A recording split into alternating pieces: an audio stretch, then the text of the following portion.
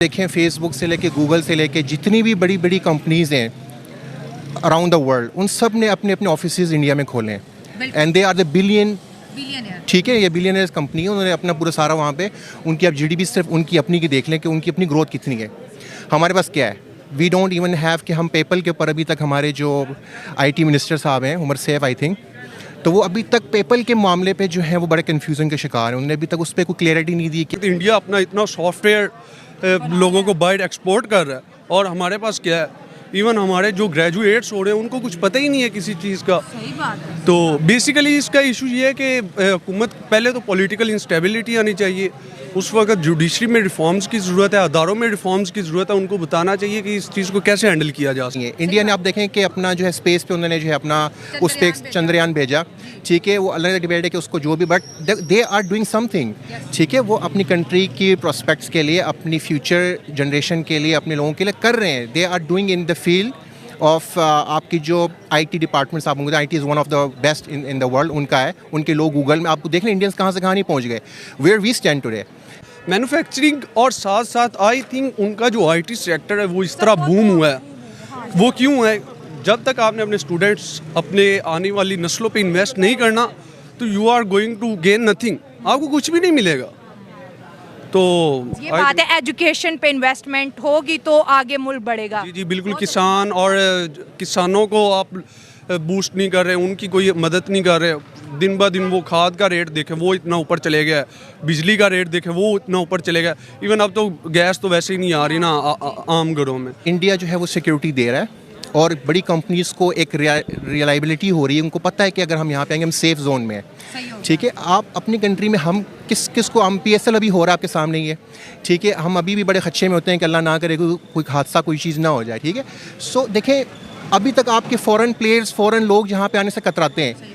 So security is the main and upmost आपका जो पहला इंडिकेटर है। वी हैव बेसिकली उनके लोगों की प्रोडक्शन जो वो उनको फिनेंशियली सेफ्टी मिल रही है उनकी सबसे, दूसरा उनका आईटी सेक्टर और स्टूडेंट्स जिनको वो इतना बैक करते हैं कि वो फ्यूचर में उनके लिए बहुत अच्छा साबित हो रहे हैं।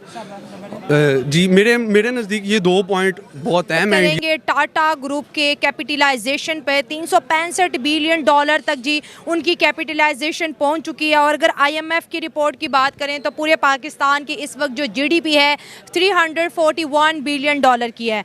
एक तरफ एक कंपनी और दूसरी जाने पूरा पाकिस्तान, लेकिन हम उन्हें बीट नहीं कर पा रहे। क्या वजूहात है, क्या सर्कमस्टांसेस है कि 77 साल हो गए हैं मुल्क पाकिस्तान को बने, लेकिन ना सियासी स्टेबिलिटी आ रही है और ना ही मुल्क की जीडीपी कोई हैंडसम है। साथियों, एक टाइम था जब भारत में जनसंख्या को भी बोझ समझा जाता था, लेकिन अब लोगों ने इस जनसंख्या को अपने काबिल के अनुसार बदलना शुरू कर दिया, देश की अर्थव्यवस्था में लगाना शुरू कर दिया और देश की अर्थव्यवस्था में भागीदारी लेने के साथ साथ जो यहाँ के जो लोग थे उन्होंने अपने अंदर हुनर को पहचानना भी अब शुरू कर दिया है। इसलिए शार्क टैंक जैसे शो चलाए जाते हैं कि किस तरह से अगर पैसा ना हो, हुनर हो तो वहाँ जाए, आर्थिक मदद ले। सरकार ने ऐसे कितनी स्कीमें लगा रखी हैं, लघु उद्योग चलाएं, ये करें, स्वरोजगार करें, बहुत चीज़ें कर रखा है। तब जाके यहाँ की जो जनसंख्या है जिसके अंदर हुनर है वो अपना हुनर कहीं ना कहीं दिखाता है। सरकारी नौकरी का हुनर है वो भी कीजिए, पढ़िए, गरीब से गरीब बच्चा पढ़ के आगे बढ़िए, आईएएस बनिए, ये हर तरह की सुविधा मौजूद है। लेकिन हम ये देखते हैं कि कंपटीशन बहुत है, कोई बात नहीं, हर जगह कंपटीशन होगा, जनसंख्या इतनी है, लेकिन मुझे भरोसा है कि एक ना एक टाइम ऐसा आएगा जब इंडिया की जो पॉपुलेशन है वो कंट्रोल होगी, तब जाके इंडिया के लोग भी एक सही गुणवत्ता, जीवन की सही गुणवत्ता जी पाएंगे। क्योंकि जनसंख्या जब नियंत्रण रहेगी, इतने ही संसाधन होंगे और जनसंख्या कम रहेगी, जिसे भोगने के लिए काफ़ी जो है अच्छा मौका मिलेगा सबको। जबकि इस समय जनसंख्या का अगर भले सबको सुख नहीं मिल रहा हो, लेकिन उसकी भावना धीरे धीरे लोगों में जग रही है कि किस तरह से अपने आप को विकसित करें। इस तरह से टाटा की हुई देख लें, अकेले उसने शादी तक नहीं कर रखा है, लेकिन भारत रत्न माना जाता है उन्हें, क्योंकि भारत की जीडीपी में पता नहीं कितना योगदान किया है, हर वर्ष पता नहीं कितने इस देश को दान करते हैं।